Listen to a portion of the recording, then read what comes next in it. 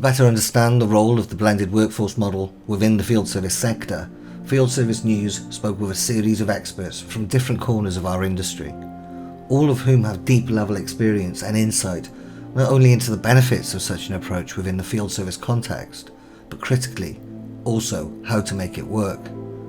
One of the reasons perhaps that there is less information around the use of the blended workforce in the field service sector compared to other important trends in our industry, such as the shift towards servitization or the adoption of remote service delivery, could be that quite simply the language around the blended workforce is somewhat ill-defined and can bring confusion into the conversation before it is even begun.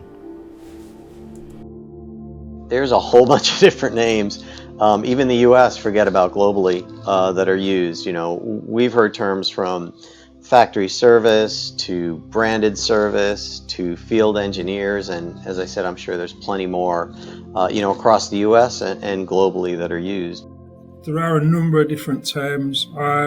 The top level ones tend to be either the blended workforce or the hybrid workforce model.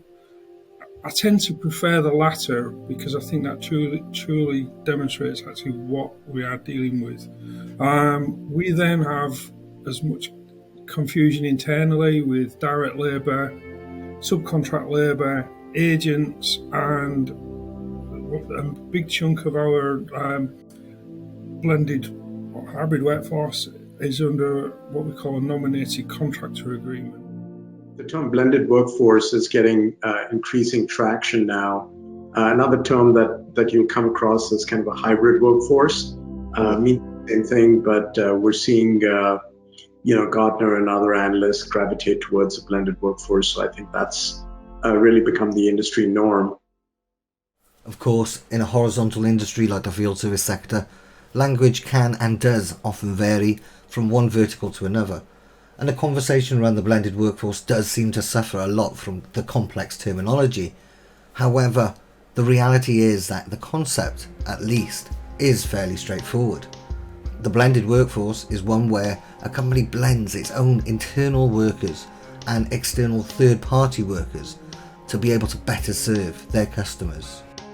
Blended workforce, depends on a manner of things, and I can understand why and the industry from Electrolux to the industry of Ericsson, the approach, the strategy, the terminology could be quite different. But from an Ericsson point of view, we look at it, what is the best strategic approach for ourselves, and then by using that, the benefits that we can pass on to the customer as well. In terms of the types of workforces that blended workforce encapsulates, there are two types, right? There is the employed workforce, which consists of technicians or adjusters or field workers that are full-time employees of the customer, right? That is responsible for the service. When people mention that blended network, I think they're mainly talking about two groups, right? You've got the group that's W2, so W2, I guess that's more, from a US perspective, but it's your employees, if you're the manufacturer, that are out there. Those are usually referencing, your employees, your badged employees, whether that's Electrolux or whatever brand or manufacturer you are, that are out there running those service calls for you. There's the second external workforce that's used terms like third-party, independent service network, or maybe authorized service network. And that's the group that's not directly employed or connected with the manufacturer, but they serve and work with the manufacturer and take care of the consumers. For Ericsson specifically, a blended workforce is, how we utilize our internal resources, and then how we then utilize suppliers or third parties to then supplement and then reinforce skills that we don't have, skills in areas where it's high cost for us to have those skills, but it's good for a local supplier.